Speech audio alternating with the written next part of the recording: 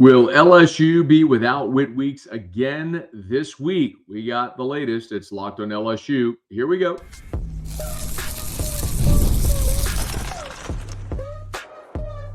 You are Locked On LSU, your daily podcast on the LSU Tigers. Part of the Locked On Podcast Network, your team every day. Okay, let's get it. It is Locked On LSU, your team every day. I'm your host, Matt Moscona. Thanks so much for making this your first listen. We're free, available wherever you get great podcasts, of course, on YouTube as well. So please subscribe. As always, one of the fastest ways to help us grow is by leaving your comments below. So thank you sincerely for that. Today's episode brought to you by FanDuel. Right now, new customers can bet just $5. And if your bet wins, get $300 in bonus bets to use across the app. So download the FanDuel app today. Tigers getting set for their matchup Saturday in Tiger Stadium with Texas A&M, the third-ranked Aggies coming to Baton Rouge. Trying to win for the first time since 1994 in Baton Rouge. Aggies have not won in Tiger Stadium since they joined the conference in 2012. 13 was their first matchup in Tiger Stadium. 13, 15, 17, 19, 21, 23. 6 straight losses in Tiger Stadium for Texas A&M. LSU trying to make it 7. But they're able to do that. They're going to have to do it very likely without their best defensive player. Certainly the heartbeat of that defense. Brian Kelly on the SEC coaches teleconference Wednesday was asked about Whit Weeks and his availability for this weekend. Now, you'll recall, of course, in the bowl game, Whit Weeks suffered a broken ankle against Baylor. It cost him spring, but he was back at the start of fall camp and ready to roll and participated. They managed it, certainly medically, to make sure that they didn't overwork and overexert Whit Weeks during his time in fall camp. And he had a really good start to the season. Disappointingly, he missed the Florida game because of the targeting penalty on the third defensive snap. So Devon Keys played the lion's share of that game for Whit. But at the end of the Ole Miss game, Whit Weeks, you might recall, went down with an injury, limped off the field. They had the bye week after that, so he used it to get healthy, rest, and then played against South Carolina. But Whit Weeks very clearly wasn't himself. And as a result, didn't play against Vanderbilt last week. We told you last Thursday during the Brian Kelly media availability, leaving LSU football operations, we saw Whit Weeks in a walking boot after he'd shaved his head, incidentally, as well. And we come to find out Whit Weeks did not play against Vanderbilt. Devon Keys started and played that full game at middle linebacker in place of Whit Weeks. Well, on Monday, Brian Kelly wasn't too keen on giving much information about Whit Weeks and what his availability was. He just didn't update. Said they'd have the availability report come Wednesday. Well, Wednesday night came.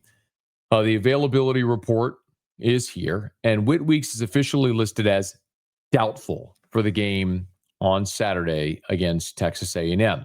For what it's worth, on Wednesday morning, Brian Kelly was on the SEC coaches teleconference. This is what Brian Kelly said Wednesday morning about Weeks. Whit is still non-weight bearing. He's in the boot, and we'll keep the boot on for him for another couple of days before we know what he can do. He's been doing some additional treatments, and he's feeling better, but we won't know on him until later in the week. So that was Wednesday morning. Then Wednesday evening, the availability report comes out, and Whit is doubtful for the game. I've been telling you since Monday, if you're an everydayer, shout out, you've heard me say it, that Whit Weeks is almost certainly not going to play in this game. It would be a Jesus healing the blind man, right? Healing the leper type scenario if Whit Weeks were able to play in this game. He's injured, I believe, far more than Brian Kelly or LSU is letting on. Now, he's doubtful, so clearly they're listing him as injured. I believe he'll be out for this game. And I think the real question is whether or not with this week, obviously last week before Vanderbilt, this week before A&M, the open date, and then Bama, is that enough time to get Whit Weeks ready for Alabama? And I don't believe that is even a certainty at this point, to be very clear, from what I understand about the severity of this injury. So if Whit Weeks isn't available this weekend against Texas A&M. And again, we'll cross the bridge about Bama after the open date when it comes. And you can look at what's after that in November: Arkansas, Western Kentucky, and then Oklahoma. Cross that bridge when it comes. But for this weekend against Texas A&M, if Whit Weeks is unavailable, what does that look like for LSU? Well, a guy who played that exact position at LSU is Derry Beckwith, and former all-SEC linebacker who was outstanding in his LSU career, a national champion in 2007 in his own right as a junior starter on that national championship team. Well, I asked Derry what would be the impact of not having Whit Weeks this week against Texas A&M. It's a drop-off in terms of energy and being able to galvanize guys around you. I think we get so enamored by stats as fans. Like, man, he has 15 tackles. But even if a guy has 5 tackles, his impact of just being on the field is sometimes greater than 15 tackles. I think one game, Devon Keys ended up he had like 16 tackles one game, the game that... Yeah, it was the Florida game. It was Florida when Whit got ejected. Yes. So, stats does not override the character of that defense. And Whit Weeks epitomizes the character of the defense. I would take Whit Weeks having 5 tackles over somebody having 16 tackles that replace them because of the energy that's surrounding him, meaning other players are going to do their job and do it at a high level because of what he brings to the defense. He's going to be in the right position all times, and guys know he's going to hold them accountable because sometimes if a guy has 17 tackles, that means the man next to him may not be doing his job. So he's running down, making plays, things of that nature. But I think you cannot replace Whit Weeks when it comes to a leadership standpoint. And so it is going to affect this defense by not having him against A&M. Hopefully these guys can rattle around each other. Guys like Harold Perkins, who's been there 4 or 5 years.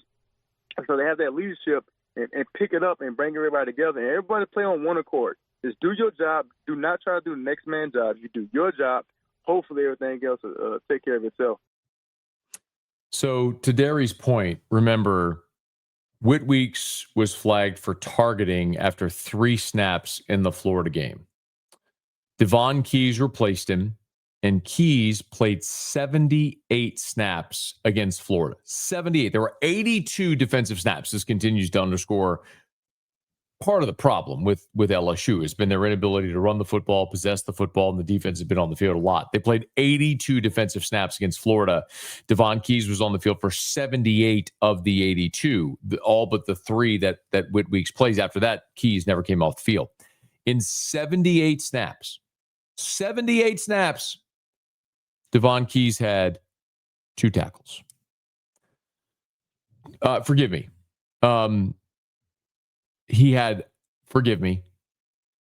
It was 2 totals. So 11 tackles, 4 assisted tackles. Forgive me for miscommunicating that. So Keys went out there and was active.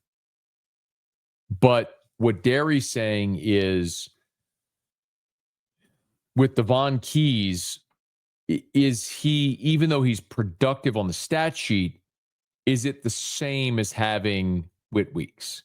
So against Vanderbilt in 69 defensive snaps, Devon Keys had 5 tackles. So I understand what you're saying. You're talking about a guy that is your emotional leader, your energetic leader, a guy that makes a lot of the calls. Now, Harold Perkins is the green dot, but if you watched Richard Dixon and Charles Hannegriff, who were colleagues, do a film study called the Hannycast, Hannycast, Hannycast on YouTube. I'd recommend it to anybody. If you go back and watch Hannycast from this week, where they recap the Vanderbilt game, you'll see that Dixon, who played tight end at LSU, national champion, was an NFL tight end, really smart guy, can break down film a ton. Dixon points out how much confusion there was on the defensive side that wasn't really there. Well, prior, pretty evident a big part of that was missing Whit Weeks. So in this game in particular, against Texas A&M and that team stylistically and their ability to run the ball, Keys is a physical guy and athletic and can make a lot of plays, but what do you miss? What's the drop-off there? It's going to be a massive thing. Again, do not expect Whit Weeks to play Saturday against Texas A&M. And I think it's very much in doubt whether or not he even plays 2 weeks from Saturday in Tuscaloosa against Alabama. We'll find out more about that as we get closer to it. Now, Brian Kelly also gave an update on Bernard Gooden and Jamari Butler. You'll hear that about the two defensive linemen when we continue Locked On LSU, your team every day.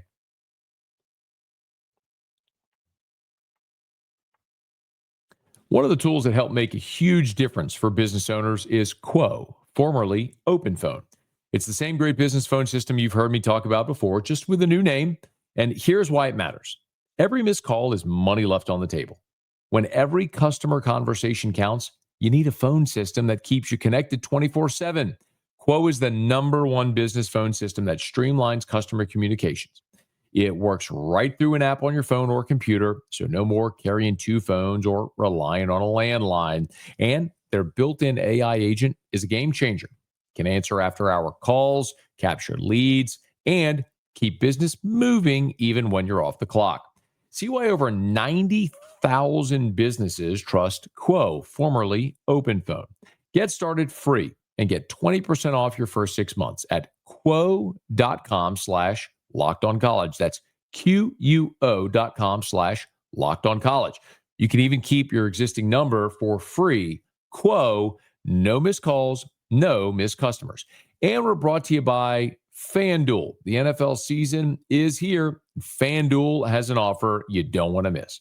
Right now, new customers can bet just $5 and get $300 in bonus bets if you win. That's right. Pick a bet, put down $5. If it hits, you'll unlock $300 in bonus bets to use across the app.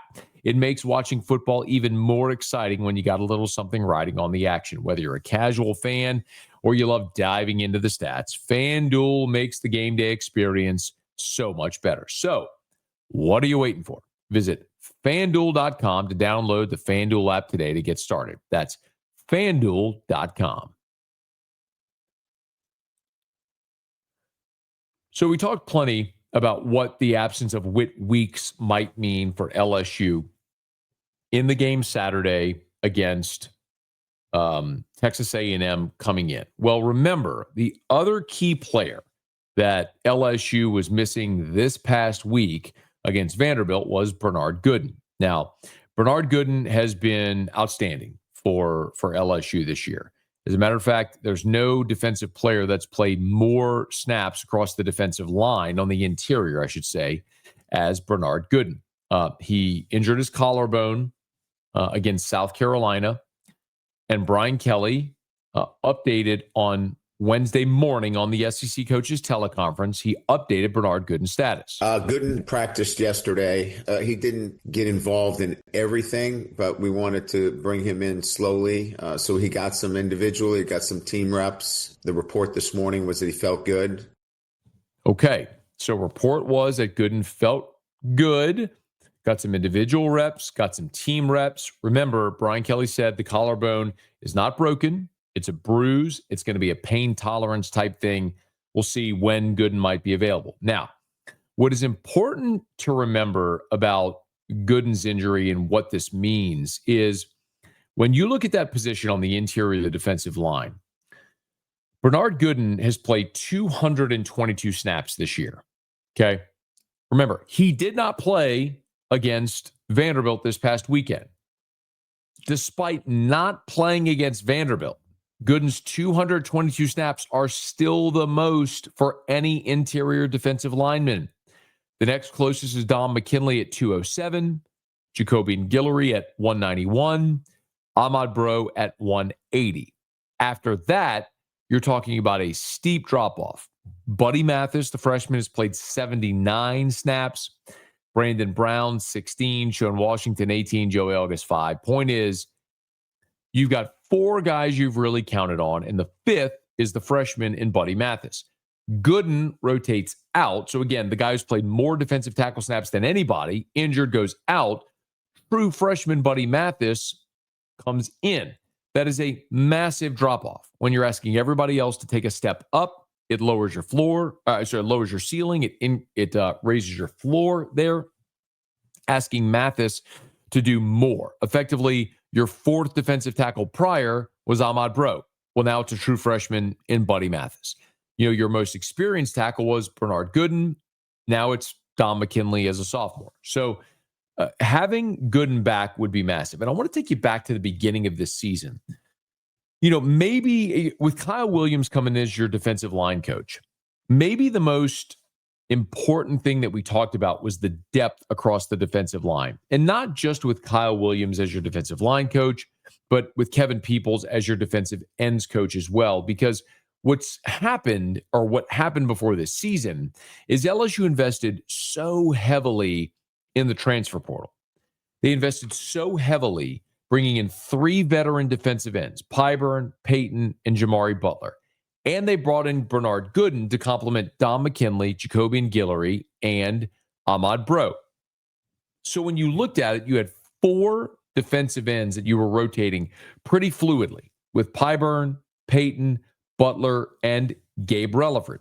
So just as a for instance, let's pick a game like before Jamari Butler and Gooden and Gabe Relaford were all injured. Like, just look at the Florida game, for example. That's probably a good indicator. So if you look at the defensive snaps against Florida and how that played out, Bernard Gooden played 51 snaps.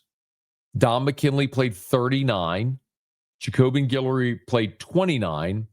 Ahmad Bro played 26. And then Buddy Mathis played 9. You rotated 4 guys pretty fluidly, but Gooden was still your best guy. At defensive end in that game, for example, you had Pyburn played 49, Relaford played 35, Butler played 29 snaps, and Patrick Payton played 53. So Payton 53, Pyburn 49, Relaford 35, Butler 29. You had a really fluid rotation to where nobody was out there running 70, 80 snaps. Well, you lose Gabe Relaford for the season, and you didn't have Jamari Butler last week in the game against Vanderbilt. And then you also didn't have Bernard Gooden. So look at what happened then to the defensive snaps a week ago against Vanderbilt when you look across that defensive front.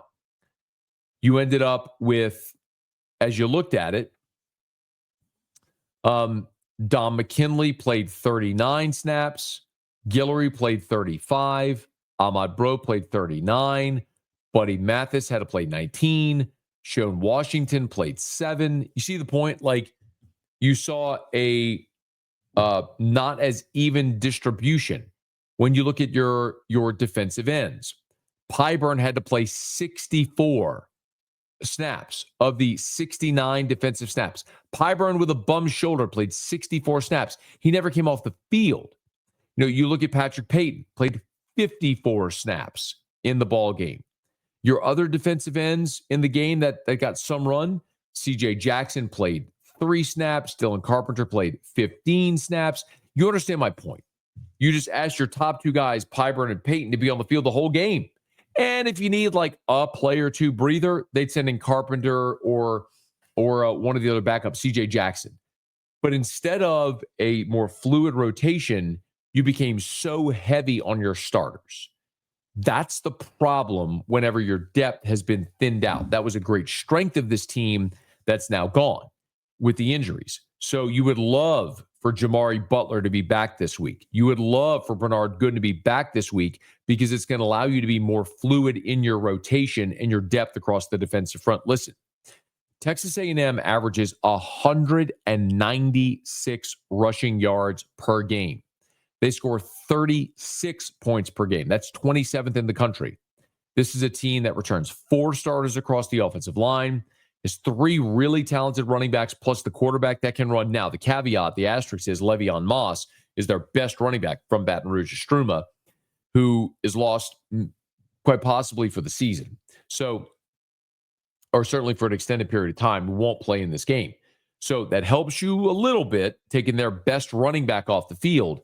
But they got depth, talent, including a quarterback that can run, and you are thinned out on the defensive line. So assuming you're not going to have Whit Weeks in this ball game, you hope to get back Jamari Butler and Bernard Gooden. If you do, it adds more depth and experience across that defensive front. Something we'll have to keep an eye on as we get closer to kickoff on Saturday night in Tiger Stadium. One guy who will not be there for the Tigers is Ashton Stamps, who has left the LSU football program. We'll make some sense out of this when we continue to wrap up Locked On LSU, your team every day.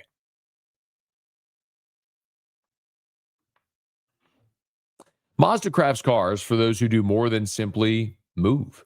Mazda delivers confidence with every ride, with more IIHS Top Safety Plus picks, awards than anyone else as of August of 2025. From the footwork to the breath work, athletes sweat all the details, and Mazda brings the same intention to how they craft every model. You can feel the Japanese craftsmanship in every detail, from the metallic accents to available Napa leather upholstery. You can make everyday drives feel like anything but, from smooth handling to intuitive controls. With all-wheel drive standard in every crossover SUV, you can drive with confidence through almost any season. Like our players, Mazda sweats every detail because when you make every move count, impossible becomes irrelevant.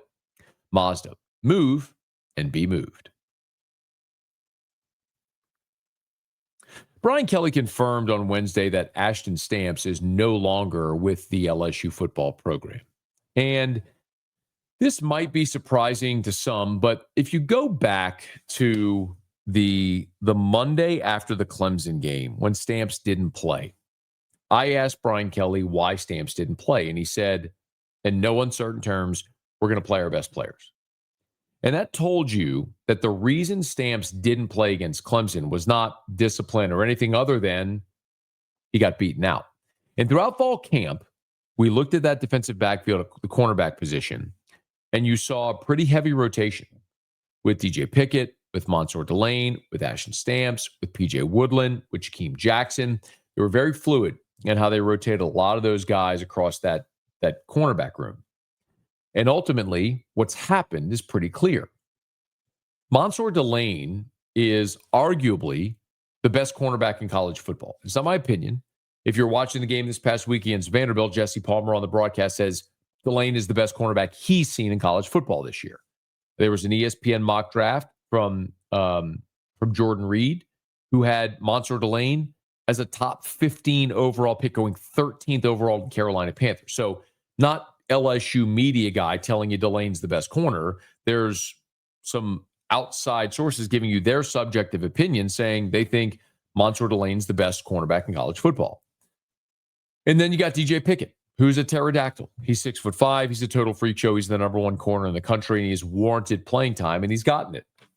But the real reason we've seen this kind of sort of change is DJ Pickett.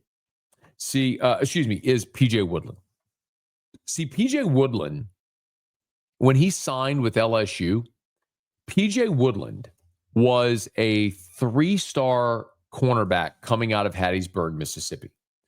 His national ranking was in the 500s. As a matter of fact, I'm looking at it right here. He was number 506 nationally and the 53rd best cornerback. But that's a guy that Corey Raymond looked at and said, I can do something with that.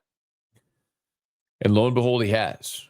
Woodland played last year as a freshman and now has become a key contributor for LSU in that secondary in his sophomore season. Just for context, when you look at snap counts, for example, Mansour Delane has played 397 snaps. The next highest for cornerback is PJ Woodland at 313. Then DJ Pickett at 213, 100 snaps less. And then it's basically been backups. Ashton Stamps played in 18 snaps. Jakeem Jackson's played in 25. Michael Turner's played 24. Wallace Foster played 1 snap. Aiden Anding played 1 snap. Point is, you're looking at a situation where you have a guy in Mansour Delane who's probably the best cornerback in the country. A guy in DJ Pickett who's a 5-star with the highest ceiling of any cornerback on this team. And then PJ Woodland, who flat beat out Ashton Stamps and has emerged to be a fantastic player and is the starter opposite Mansour Delane, rotating with DJ Pickett. And that left Ashton Stamps as the odd man out on the outside looking in. And I would say that this is a real indicator of two things. Number one, look, Ashton Stamps a year ago, this is a guy that started 17 games, started 4 games as a freshman, started all 13 games a year ago, and had 14 PBUs, which led the SEC. Ashton Stamps led the SEC in pass breakups a season ago. And now he's transferring. Because you have increased your talent so dramatically that a guy that was a starter and key contributor for a year ago can't get on the field.